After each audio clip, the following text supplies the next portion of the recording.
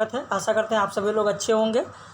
और जैसा कि आप सभी लोगों को पता है कि यूजीसी नेट की जो परीक्षा है वो 17 जून को होने वाली है। तो इस समय रिवीजन चल रहा है। रिवीजन का वीडियो पब्लिश हो रहा है। लगातार 6-7 दिन वीडियो पब्लिश होगा। आपके पाठ्यक्रम में जो 13 उपन्यास हैं वो कराए जा चुके। आपके पाठ्यक्रम में जो 14 नाटक हैं वो कराए जा चुके। परसों उपन्यास कराया गया, कल नाटक कराया गया और आज 17 का और आज जो आपके पाठ्यक्रम में 21 कहानियाँ लगी हैं वो कराई जा रही हैं, जिनमें से फर्स्ट पार्ट आप देखेंगे तो कंपटीशन एकेडमी पर आपको मिलेगा।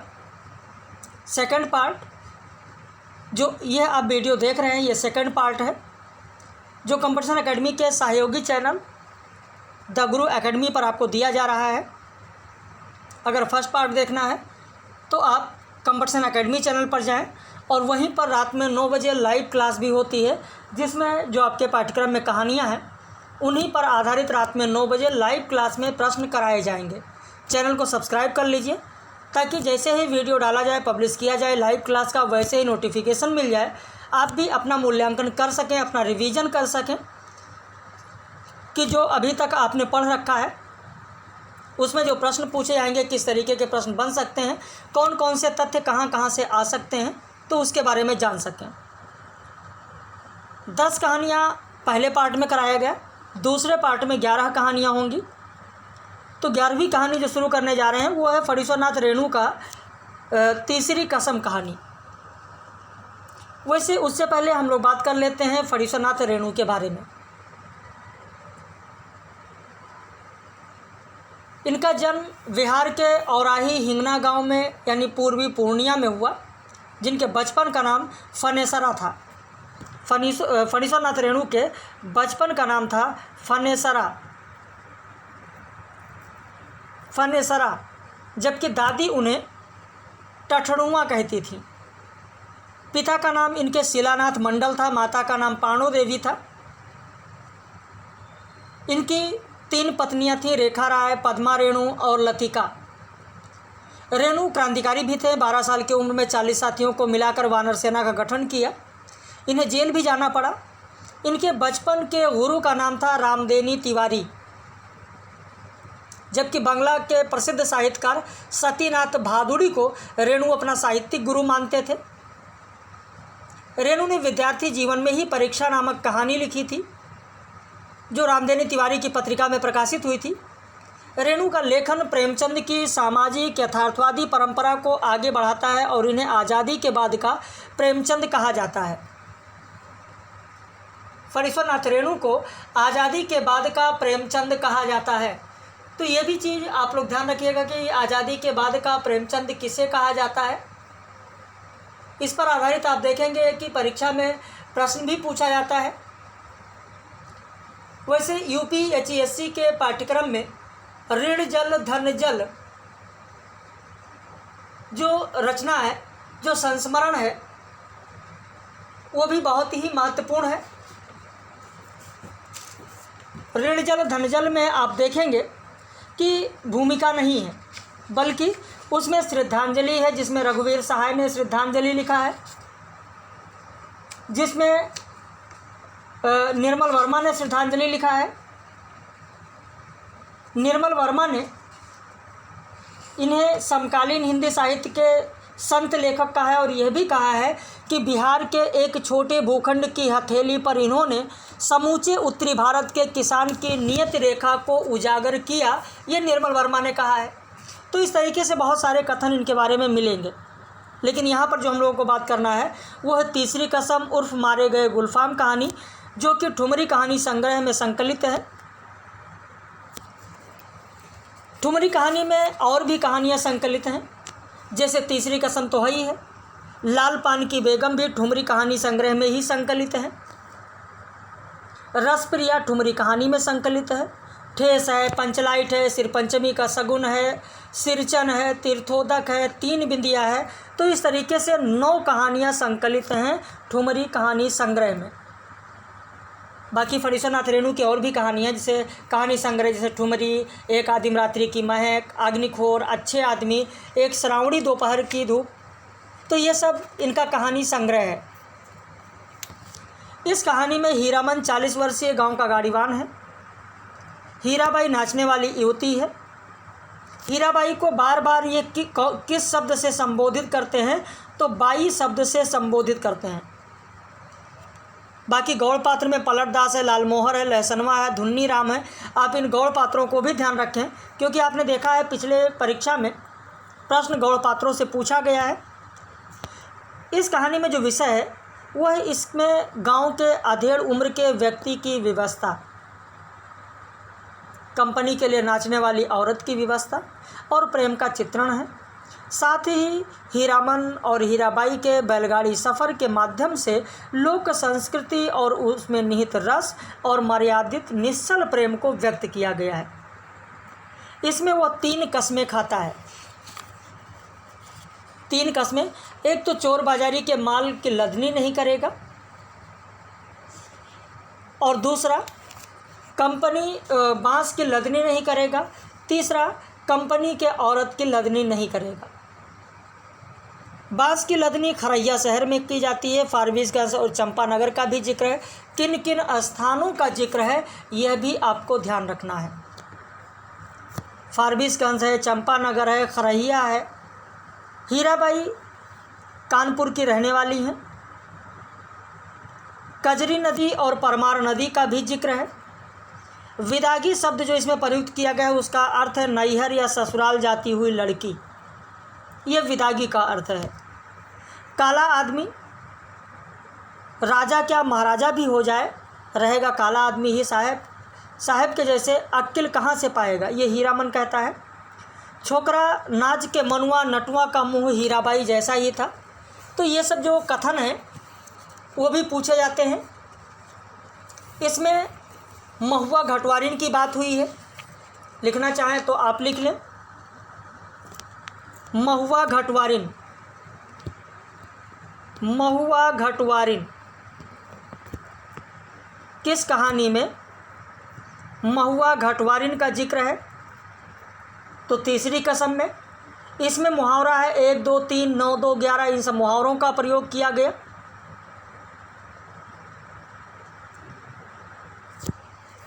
इन सब मुहावरों का प्रयोग किया गया है। बांस की लदनी की जो बात है वो कहाँ से शुरू की गई, तो खरैया से शुरू की गई, इसकी बात की गई है। इसी के साथ फेनू गिलासी बोली शब्द अगर कहा जाए, फेनू गिलासी बोली, फेनू गिलासी बोली शब्द का प्रयोग किसमें किया गया है, एकदम महीन बोली, बच्चों जैसी बोली, वो है फेनू गिलासी, बच्चों जैसी बोली या महीन आवाज़, उसको फेनू गिलासी बोली कहा गया है। ये जो हीराबाई थी मथुरा मोहन नौटंकी कंपनी में लैला बनने वाली हीराबाई थी, लैला का पाठ करती थी। लैला की पाठ करती थी हीराबाई, और हीराबाई कानपुर की रहने वाली थी। ये भी चीज़ देखिए, जो भी महत्वपूर्ण तथ्य है वो आपको मैं दे रहा हूँ, जो महत्वपूर्ण तथ्य है वो मैं आपको दे रहा हूँ। और इस कहानी में तीसरी कसम में कुमारी का मतलब क्या होगा, कुमारी लड़की की जो बात की गई, कुंवारी लड़की की बात की गई, बताया गया है कुमारी का मतलब हुआ 5-7 साल की लड़की। कुंवारी का मतलब होगा 5-7 साल की लड़की। ध्यान रखिएगा कि तीसरी कसम कहानी में कुंवारी लड़की किसे कहा गया है, तो 5-7 साल की लड़की की बात की गई है। किस माह का जिक्र हुआ है इसमें, किस माह में मेला लगा हुआ था, तो कार्तिक के माह में मेला लगा हुआ था, और वहीं पर नौटंकी थी, वहीं पर ये जा रहे थे। हीराबाई को लेकर हीरामन लेकर जा रहा है अपनी बैलगाड़ी में। कार्तिक का महीना है, कार्तिक समझ रहे होंगे। यहाँ तक कि छतापुर पचीरा की जो बात आती है, चलिए ये प्रश्न आपसे पूछते हैं, छतापुर पचीरा का जिक्र कितनी बार हुआ है, छतापुर पचीरा का जिक्र कितनी बार हुआ है बताइएगा। बाकी इसमें गीत भी आपको मिलेगा, कई सारे गीत आपको मिलेंगे। हीरामन को गीत याद आता है कि सजनवा बैरी हो गए हमार सजनवा, अरे चिट्ठिया होते सब कोई बाँचे, चिट्ठिया हो तो सब कोई बाँचे। यह संस्मरण भी है और यूजीसी नेट की परीक्षा में पूछा भी गया है इसी गीत के आधार पर कि चिट्ठियाँ हो तो सब कोई बाँचे, हाय करमवा होए करमवा बैरी होए गए हमार। तो ये सब गीत भी इसमें आपको देखने को मिलेगा, ये सब गीत भी मिलेगा। महावीर स्वामी को भी सुमिरता है उसकी भी बात की गई है। हीरामन अपने पास जलपान के लिए दही चूड़ा चीनी भी लेकर चलता है साथ में। लाली लाली डोलिया में लाली रे दुल्हनिया, सजन रे झूठ मत बोलो खुदा के पास जाना है। तो ये सब गीत भी आपको देखने को मिलेगा इसी में। हीरामन यह भी गुनगुनाता है कि सवनवा भदवा के उमड़ल नदियाँ, तो ये भी गीत आपको मिलेगा। तो ये सब गीत भी परीक्षाओं में आप देखेंगे पूछा जाता है। नौनवा चटाई का है नहीं मरा लिसौरी, तो ये सब गीत जो है बहुत सारे गीत आपको मिलेंगे। खैर ये संक्षिप्त वीडियो है इसलिए बहुत ज़्यादा विस्तृत तो नहीं चल पाएंगे हम लोग, क्योंकि जहाँ लंबी कहानियाँ हैं उन लंबी कहानियों में तो बहुत ज़्यादा नहीं हो सकता, क्योंकि 21 कहानियाँ एक दिन में करानी होती हैं। पहले पूरा विस्तृत आपको पढ़ा दिया है मैंने। यहाँ पर सिर्फ और सिर्फ हम लोग जो बात कर रहे हैं वो बात कर रहे हैं संक्षिप्त में। लाल पान की बेगम कहानी संग्रह कहानी की बात करें तो इसका प्रकाशन 1957 में हुआ। कहानी पत्रिका में प्रकाशित हुई, कहानी पत्रिका में प्रकाशित हुई और ठुमरी में संकलित है। किस में संकलित है? तो ठुमरी कहानी संग्रह में संकलित है। पात्र है बिरजू जिसकी उम्र 7 साल है। बिरजू की माँ जिन्हें लाल पान की बेगम कहा गया। चंपिया बिरजू की बहन है। जंगी की पतोहू बिरजू की माँ को लाल पान की बेगम कहती हैं। मखनी बुआ अधेड़ उम्र की महिला हैं। बिरजू के पिता को एक दब्बू इंसान के रूप में दिखाया गया है।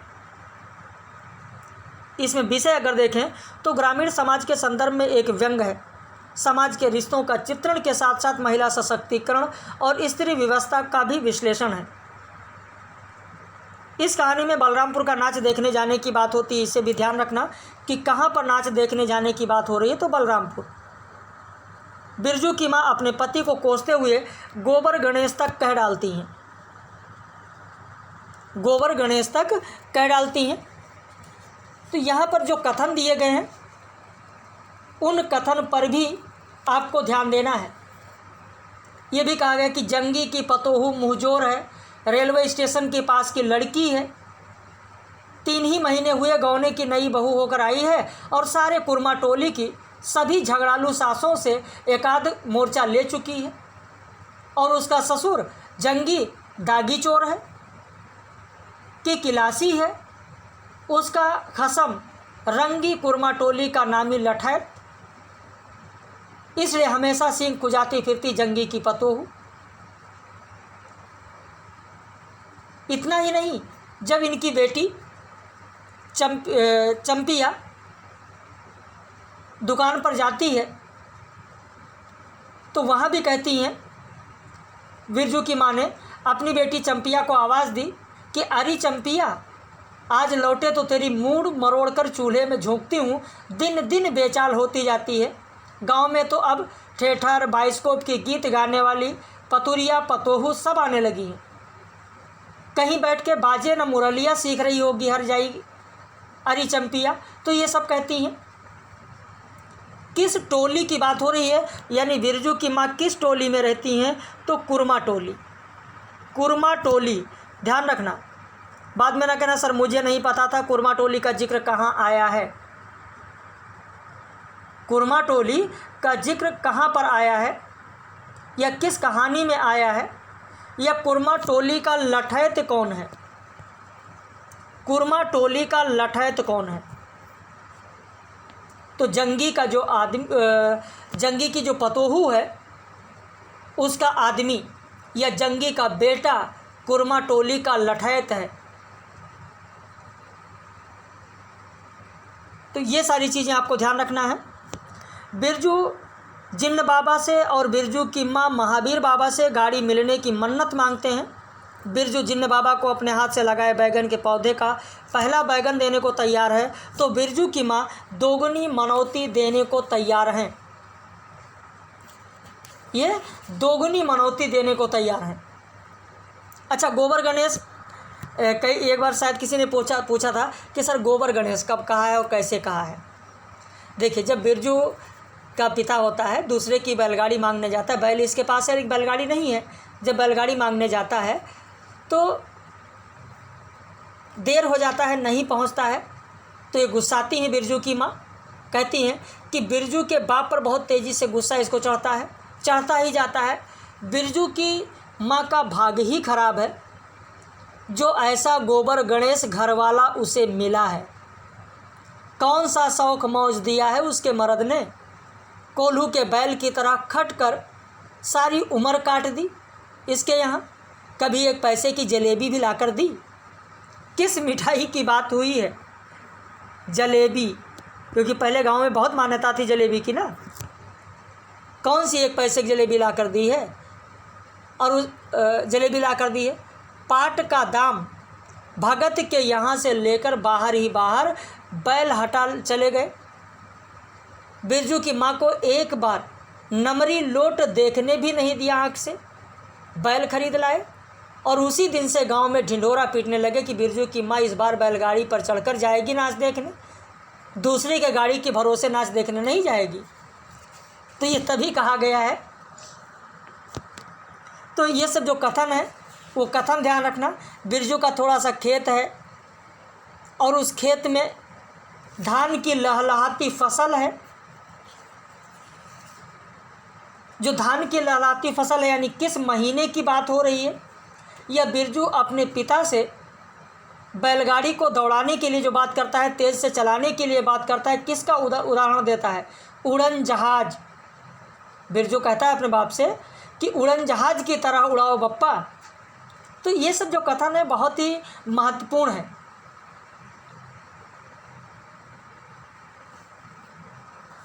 तो इन कथनों पर भी आप लोग ध्यान दें। खैर संक्षिप्त में चल रहा है तो अभी तो माफ़ी चाहेंगे, संक्षिप्त में ही बताएंगे क्योंकि इतना समय नहीं है सारी चीज़ करा पाने के लिए। ग्रेगिन कहानी यानी रोज़ कहानी भी, इसका रोज़ भी नाम है, अज्ञेय की कहानी है।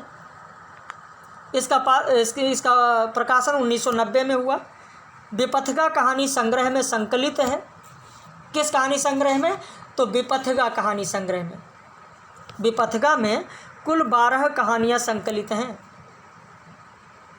विपथगा है, पगोड़ा वृक्ष है, हरसिंगार है, हरिति है, रोज है। और रोज कहानी किसको समर्पित है? रोज कहानी इन्होंने बिंदु को समर्पित किया है। बिंदु को समर्पित किया है। डलहौजी जेल में इन्होंने लिखा है। डलहौजी जेल में इन्होंने लिखा था। लिखा तो इन्होंने 1931 में ही है, लेकिन प्रकाशन 1990 में हुआ है। इसके अलावा आकलंक है, दुख और तितलियां हैं, मिलन है, एकाकी तारा है, अमर वल्लरी है, कणियाँ हैं, शत्रु, ये सब कहानियां हैं। मालती इसमें पात्र हैं। डॉक्टर महेश्वर मालती के पति हैं। टिटी मालती का बेटा है। और इस कहानी में मध्यवर्गीय परिवार की मानसिकता का चित्रण है। कामकाजी महिला की व्यवस्था और घुटन का चित्रण किया गया है। खासकर मालती का चित्रण किया गया है। मालती जहाँ विवाह से पहले उद्धत और चंचल थी, वहाँ अब विवाह के बाद सीधी और शांत है। जब मालती की बात आती है तो इस पूरी कहानी में मालती के जीवन को 3 भागों में विभाजित करके दिखाया गया। पहले तो मालती की बाह्य स्थिति को दिखाया गया। दूसरे भाग में मालती के मन स्थिति का चित्रण किया गया। और तीसरे भाग में महेश्वर के डिस्पेंसरी से लौटने का वर्णन दिखाया गया। इस कहानी में मालती अपने वैवाहिक जीवन से त्रस्त है। मालती विवाह के बाद अनैच्छिक, अनुभूतिहीन और नीरस हो गई है। मालती सुबह का भोजन 3 बजे करती थी।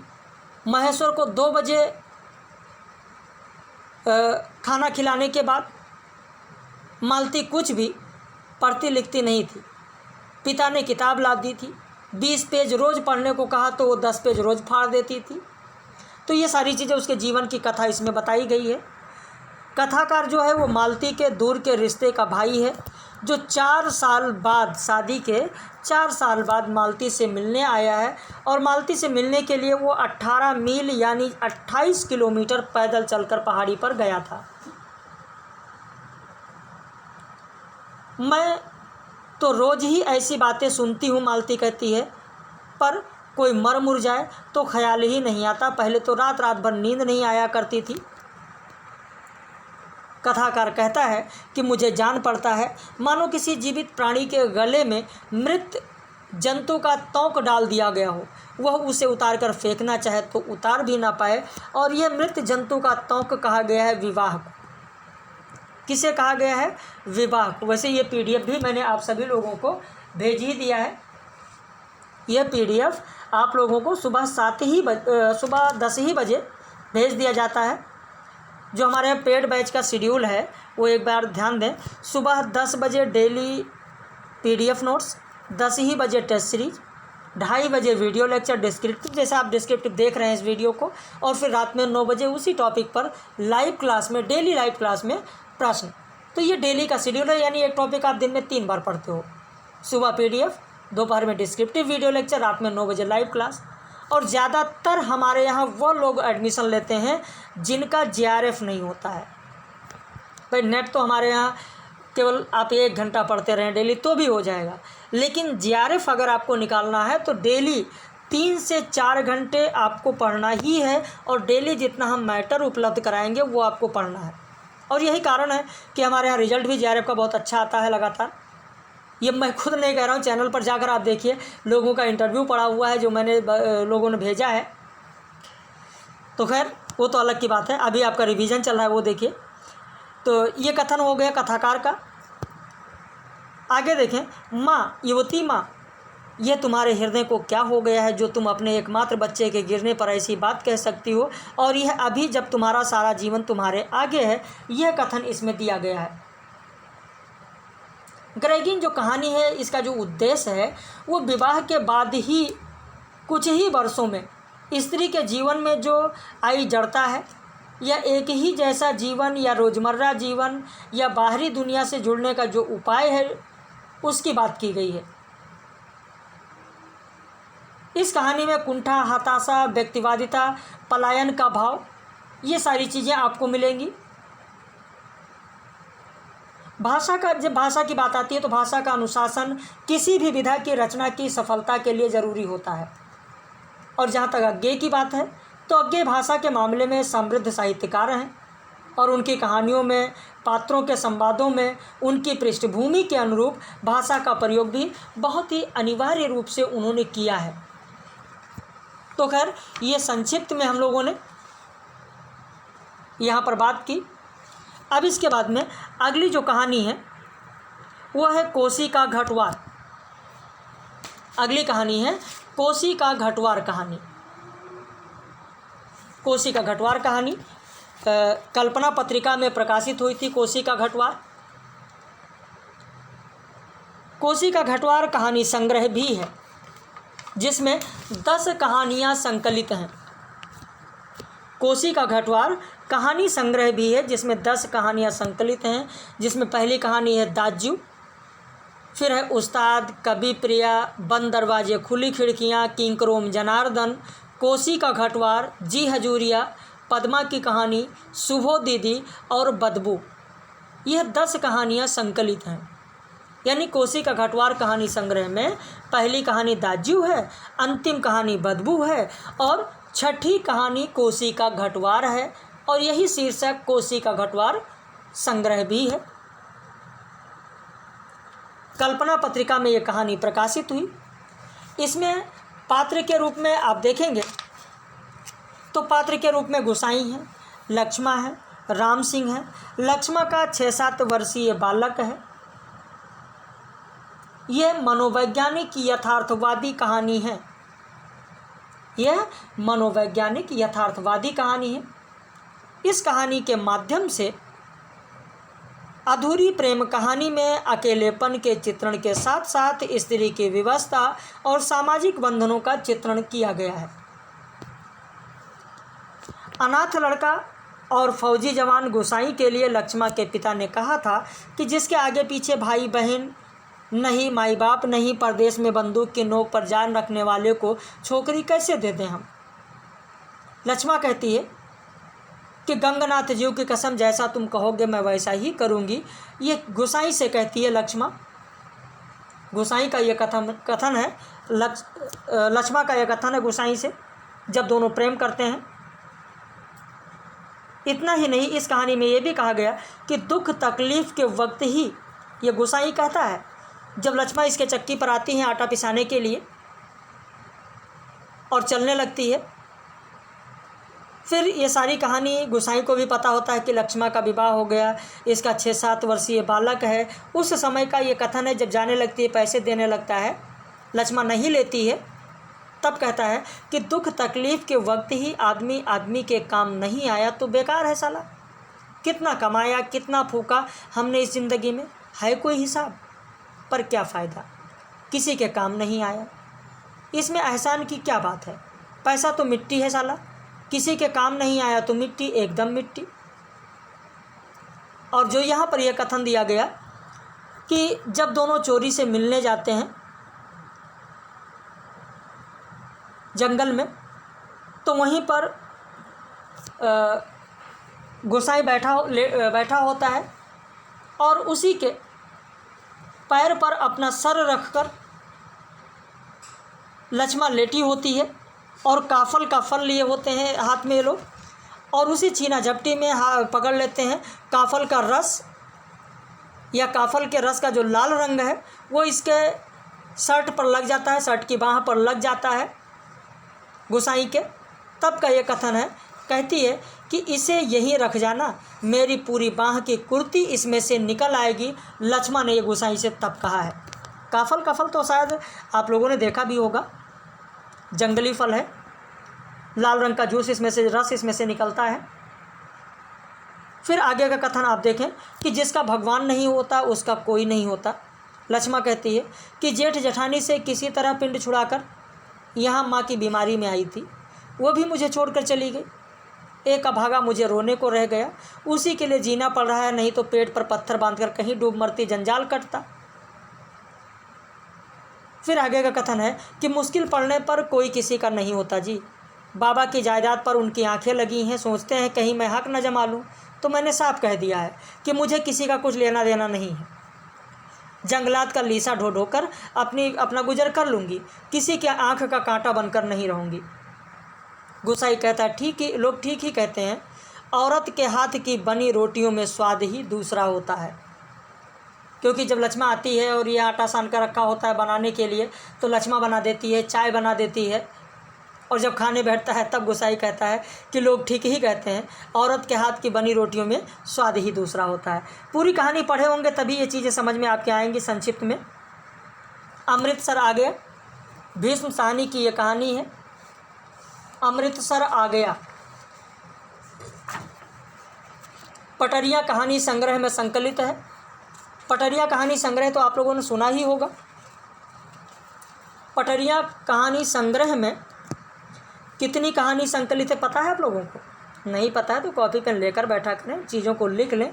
14 कहानियाँ संकलित हैं पटरिया कहानी संग्रह में, 14 कहानियाँ संकलित हैं,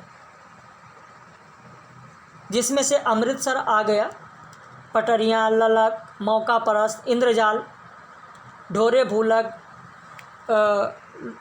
ढोरे ढोलक, जख्म, तस्वीर, ये सब है कहानियाँ इसमें संकलित हैं। तो कुल 14 कहानियाँ हैं, कुल 14 कहानियाँ हैं पटरिया में, ध्यान रखना। इसमें कथावाचक हैं, बाबू हैं, सरदार जी हैं, पठान हैं, बुढ़िया हैं। जो भारत पाकिस्तान विभाजन के समय बढ़ती सांप्रदायिक नफरत को एक चलती रेल के डिब्बे के भीतर घटनाओं के माध्यम से व्यक्त किया गया है। और इसमें सांप्रदायिकता की समस्या, विभाजन की त्रासदी, अमानवीय कृत्य का चित्रण, असामाजिक तत्वों का घिनौना चरित्र दिखाया गया है। रेल के डिब्बे में आप देखेंगे कि दिखाया गया 3 पठान व्यापारी यात्रा कर रहे थे। सरदार जी थे, एक पेशावर का व्यक्ति था और एक बुढ़िया थी, यही लोग थे। कथावाचक कहता है कि मैं दिल्ली में होने वाला स्वतंत्रता दिवस समारोह देखने जा रहा था, जब पठान अपनी पोटली खोलकर खाना निकालता है और उस पेशावर वाले व्यक्ति को खाने के लिए कहता है, पेशकश करता है, लेकिन वो बार बार मना कर देता है। इस पर सरदार जी कहते हैं कि ये इसलिए नहीं लेता है क्योंकि तुमने हाथ नहीं धोए हैं। फिर वजीराबाद स्टेशन आ जाता है, जहाँ पर दंगे होने की आशंका का पूरा चित्रण इसमें दिखाया गया है। पूरा का पूरा चित्रण इसमें दिखाया गया है। तो ये संक्षिप्त में मैंने यहाँ पर आपको दिया। ऐसे चीफ की दावत कहानी है जो भीष्म साहनी की है। पहला पाठ कहानी संग्रह में संकलित है। देखिए, जिस कहानी संग्रह में संकलित है उसे भी आपको ध्यान रखना है। पहला पाठ कहानी संग्रह जो है उसमें आप देखेंगे कि 6 कहानियाँ संकलित हैं। चीफ की दावत है, रानी महल तो है, बाप बेटा है, कांटे की चुभन है, पाप पुण्य है, धर्म सनातन है। तो ये कहानियाँ पहला पाठ कहानी संग्रह में संकलित हैं। पात्र हैं सामनाथ, जो अवसरवादिता और स्वार्थपूर्ति की साक्षात मूर्ति हैं। सामनाथ की पत्नी है, सामनाथ की माँ है, चीफ है जो सामनाथ के बॉस हैं। और इसी में फुलकारी का वन्ना बनाने की बात हो रही है।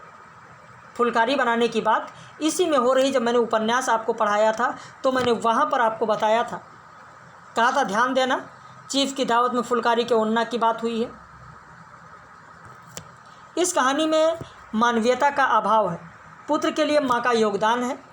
इसमें सामाजिक और आर्थिक विडंबना दिखाया गया। पदोन्नति के लिए चापलूसी के साथ साथ युवा पीढ़ी द्वारा बुजुर्गों के बेगानेपन के बोध का चित्रण है। सामनाथ एक मध्यवर्गीय नौकरी पेशा व्यक्ति हैं। सामनाथ के चीफ अमेरिका के थे। कहाँ के थे, यह आपको ध्यान देना है कि सामनाथ के चीफ कहाँ के थे, अमेरिका के। माँ पढ़ी लिखी नहीं थी, माँ अशिक्षित थी। वह अपने जीवन के बचे दिन कहाँ बिताना चाहती थी, हरिद्वार में। माँ फुलकारी का ओन्ना बनाना जानती थी। सामनाथ ने माँ को कई निर्देश दिए। वह निर्देश ये हैं कि जब मेहमान बैठक में बैठें तो बरामदे में बैठी रहें, जब मेहमान बरामदे में आ जाएं तो गुसल खाने के रास्ते बैठक में चली जाएं, कुर्सी पर बिना पैर ऊपर किए बैठा करें। माँ को सलवार कमीज पहनने और चूड़ियाँ हो तो पहनने को कहा। चीफ के सामने गुमसुम ना बैठकर वो जो कुछ पूछे उसका जवाब दें। तो ये सब निर्देश दिया सामनाथ ने अपनी माँ को। और माँ इन सब बातों से घबराकर विधवा सहेली के घर जाना चाहती थी। चीफ ने माँ से गांव के गीत सुने और उनसे उनकी फुलकारी भी देखी और चीफ खुश भी हुए। तो ये सारी बातें इसमें की गई हैं। वैसे देखिए, मैं बार बार ये चीज़ आप लोगों को कहता हूँ कि विस्तृत में इस समय नहीं हो पा रहा है क्योंकि समय का अभाव है। एक ही दिन में आपको ये सारी चीज़ें देनी है, इसलिए ये सारी चीज़ें एक साथ नहीं हो पा रही हैं। भाई आप खुद सोचें कि इतनी सारी चीज़ें एक दिन में देना कहाँ से संभव है। एक दिन में इतनी चीज़ें तो नहीं दी जा सकती हैं। फिर भी मेरा जो प्रयास है वो यही रहता है कि जो महत्वपूर्ण चीज़ें दें वो सारी चीज़ें आपको बताई जाएं। इस कहानी में चीफ की दावत में आप देखेंगे एक गीत भी है। चीफ की दावत कहानी में गीत भी है जो माँ गाती हैं। विवाह गीत है। वो विवाह गीत कौन सा है, बाय द वे हो सकता है क्योंकि पिछली परीक्षा से आप देखते हैं कि एक ट्रेंड हो गया है गीत पूछने का, है ना, कि किस उपन्यास में है या किस कहानी में। तो विवाह गीत है कि हरिया निमाए हरिया निभैने, हरिया निमाए हरिया निभैने, हरिया ते भागी भरिया है। ठीक है, ध्यान रखना, हरिया निमाए हरिया निभैने, हरिया ते भागी भरिया है। तो ये देसी स्त्रियां जो हैं वो गाती हैं, ये इन्होंने बताया है। 3 पंक्तियां गा के माँ चुप हो जाती हैं और फिर देखते हैं कि बरामदा जो होता है वो तालियों से गूंज उठता है क्योंकि चीफ गेस्ट जो आए हैं वो हैं सामनाथ हैं, सामनाथ की पत्नी हैं। तालियां बजाना शुरू कर देते हैं। सामनाथ जो अपनी माँ से परेशान थे कि ऐसा ना हो कहीं गलत हो, अब वो सामनाथ की जो खींच थी वो प्रसन्नता और गर्व में बदल उठी। माँ ने पार्टी में नया रंग भर दिया। तालियां थमने पर जो चीफ थे वो बोले कि पंजाब के गांवों की दस्तकारी क्या है। यानी चीफ की दावत की अगर बात करें तो सामनाथ कहाँ के रहने वाले थे? सामनाथ पंजाब के रहने वाले थे। ये जब कहानी पढ़ेंगे तभी आपको पता चलेगा, क्योंकि उनकी माँ कहाँ की थी? पंजाब की है। तभी पूछा है चीफ ने कि पंजाब के गाँवों की दस्तकारी क्या है। वही सामनाथ खुशी में झूम रहे थे, बोले वो बहुत खुश साहब, मैं आपको एक सेट उन चीज़ों का भेंट करूँगा, आप उन्हें देखकर खुश हो जाएंगे। और तभी फुलकारी की बात होती है, फुलकारी के ओढ़ना की बात होती है, और तभी सामनाथ अपनी माँ से कहते हैं फुलकारी का ओढ़ना बनाने के लिए। तो मुझे लगता है कहानी आपने पढ़ा होगा आप लोगों ने, तो ये चीज़ें आपको ज़रूर याद आ रही होंगी। फिर इसके बाद में है सिक्का बदल गया कहानी। कृष्णा सोबती का है। प्रकाशन इसका 1948 में हुआ, प्रतीक पत्रिका में प्रकाशित हुआ। इसमें पात्र साहनी हैं, शाहजी हैं, शेरा हैं, रसूल हैं, दाऊद खां हैं, इस्माइल हैं, बेंगू हैं। इसका विषय है देश विभाजन की पृष्ठभूमि, वर्ग संघर्ष का चित्रण, विधवा नारी की पराधीनता का मनोवैज्ञानिक चित्रण किया गया। साहनी चेनाब नदी में पिछले 50 वर्षों से स्नान करती हैं। चिनाब में जाती हैं और श्री राम के उद्घोष के साथ अंजलि भरकर सूर्य देवता को नमस्कार करती हैं, और फिर अपने बाजरे के खेतों से होते हुए घर की राह लेती हैं। कहीं कहीं लिपे पुते आंगनों पर से धुआं उठ रहा है, टनटनाते बैलों की घंटियां बज रही हैं। फिर भी कुछ बंधा बंधा सा उन्हें लग रहा है, जंबी वाला कुआं भी आज नहीं चल रहा है। इन्हें तो कुछ ना कुछ ये एहसास हो जाता है कि कुछ होने वाला है। ये सोचते हैं कि साल में हमारे यहाँ 3 फसल होती है, ज़मीन तो सोना उगलती है। साहनी कुएं की ओर बढ़ती हैं, आवाज़ देती हैं, शेरे शेरे, हसैना हसैना। और शेरा साहनी का स्वर पहचानता है, वो ना पहचानेगा। भाई शेरा को तो इन्होंने अपने बेटे के तरह से पाला है। और जब वहाँ पहुँचते हैं,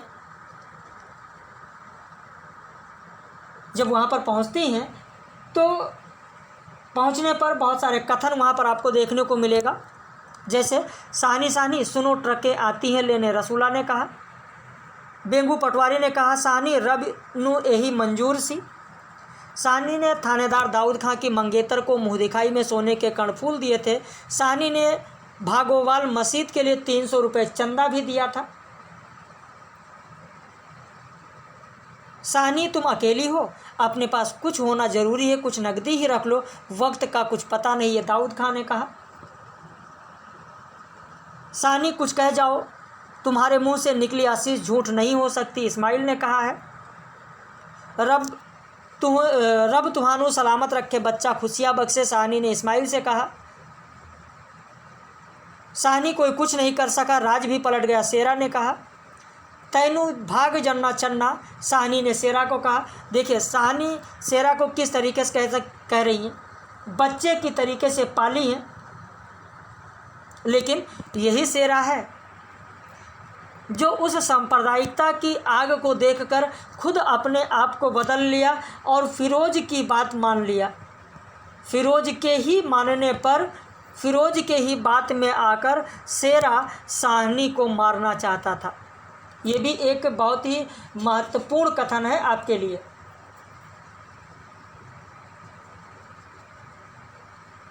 और यहाँ पर जबलपुर की बात हुई है, ध्यान रखना। ये भी जबलपुर बहुत ही, जितने महत्वपूर्ण तथ्य हैं वो मैं कोशिश करता हूँ कि ज़्यादा से ज़्यादा आप लोगों को दे दें। शेरा ये जानता है कि ये आग है, यह सांप्रदायिकता की आग है। जबलपुर में आग लगनी थी, आग लग गई। साहनी कुछ ना कह सकी, उसके नाते रिश्ते सब वही हैं। कहाँ पर? जबलपुर में। यानी ये जो दंगा शुरू हुआ, कहाँ शुरू हुआ? जबलपुर से शुरू हुआ है। जबलपुर से दंगा शुरू हुआ, ये चीज़ें यहाँ पर बताई गई हैं। अब इसके बाद में अगली कहानी देखें। इंस्पेक्टर मातादीन चांद पर। इंस्पेक्टर मातादीन चांद पर हरिशंकर परसाई का है। हरिशंकर परसाई का है इंस्पेक्टर मातादीन चांद पर। प्रकाशन वर्ष 1982 है। अपनी अपनी बीमारी व्यंग्य संग्रह में संकलित है। वैसे अपनी अपनी बीमारी जो व्यंग्य संग्रह है इसमें आप देखेंगे कि कुल 21 व्यंग संकलित हैं, जिसमें से जो 14वां व्यंग है वो है इंस्पेक्टर मातादीन चांद पर। पहला है अपनी अपनी बीमारी और अंतिम है साधना का फौजदारी अंत। बाकी बहुत सारे इसमें हैं, कुल 21 हैं। इसका विषय है चांद के काल्पनिक चित्रण द्वारा भारतीय पुलिस और व्यवस्था पर व्यंग, विज्ञान को नीचा दिखाना, अंधा कानून, निर्दोष को सजा देना। मुख्य पात्र है senior police inspector Matadin. Police inspector Matadin इसमें मुख्य पात्र के रूप में है। इंस्पेक्टर मातादीन चांद पर भारत की तरफ से सांस्कृतिक आदान प्रदान के लिए गए थे। क्यों गए थे? तो सांस्कृतिक आदान प्रदान के लिए गए थे। इंस्पेक्टर मातादीन को चांद से स्पेशल यान लेने आया था। मातादीन के मुंशी का नाम क्या है? तो अब्दुल गफूर। पुलिस महकमे में मातादीन को लोग क्या कहते थे? जी पैक्टसा कहते थे। मातादीन चांद से क्या लाए थे? तो एड़ी चमकाने का पत्थर लेकर आए थे। तो ये सारी चीज़ें हैं, महत्वपूर्ण जानकारियाँ यहाँ पर मैंने आपको दी हैं। कम से कम समय में मैं सोच रहा हूँ कि जो बेहतर चीज़ें हैं, जहाँ से प्रश्न बन सकते हैं, जो तथ्य पूछे जा सकते हैं, वो आपको दें। बाकी पिता कहानी जो ज्ञानरंजन का है, 1965 में प्रकाशित हुआ। इसमें पात्र के रूप में आप देखेंगे तो कथावाचक हैं, उनकी पत्नी है देवा, उनकी पत्नी देवा है और पिता हैं। इसमें पुरानी और नई पीढ़ियों के सोच में आए बदलाव का चित्रण है। पिता अपने पुत्र के पीढ़ी से तारतम्यता नहीं बैठा पाता है, वहीं पुत्र अपने पिता के पीढ़ियों को नहीं समझा पाता है। तो इस कहानी में एक जगह इलाहाबाद के धूमनगंज का भी नाम आया है। इस कहानी में गर्मी किसका प्रतीक है? तो एक बेचैनी की प्रतीक है। इस कहानी का केंद्रीय वस्तु अकेलापन है। केंद्रीय वस्तु क्या है? तो अकेलापन है।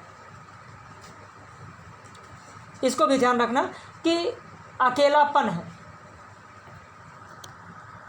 इस कहानी का केंद्रीय वस्तु अकेलापन है, ये बच्चन सिंह ने कहा है। ये ध्यान रखना कि किसने कहा है।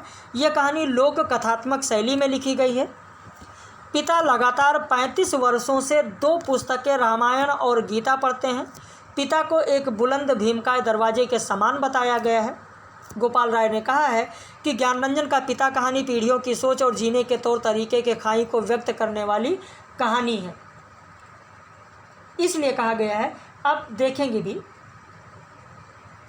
कि इस पिता कहानी में जो पात्र के रूप में है वो सुधीर भी हैं।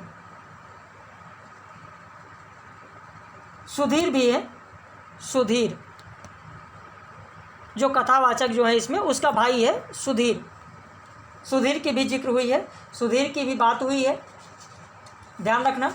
तो यहाँ पर यह दिखाया गया है कि होली हो, त्यौहार हो, कोई बात हो, तो वहाँ त्योहारों में लोगों का आना जाना होता है। और पुरानी पीढ़ियाँ क्या सोचती थी, वर्तमान की जो पीढ़ियाँ हैं वो क्या सोचती हैं। कहा जाता है कि ये जो गर्मी है, लगता है दीवारों पर भी पसीना चुचुहा आया है। खुद को छुरा भोंक देने या दीवार पर सिर पटकने या सोती बीवी के साथ पाशविक हो जाने का ढोंग सोचने के बाद भी गर्मी की बेचैनी नहीं कटी और उसने ईश्वर को बुदबुदाना चाहा, लेकिन वैसा नहीं किया।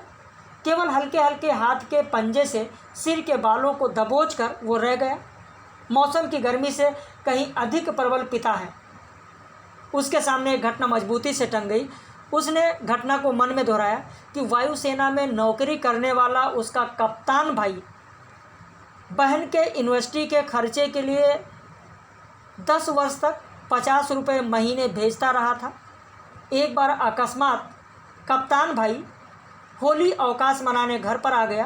पिता ने उसके हाथ में उसके नाम की 1200 रुपये वाली पासबुक थमा दी।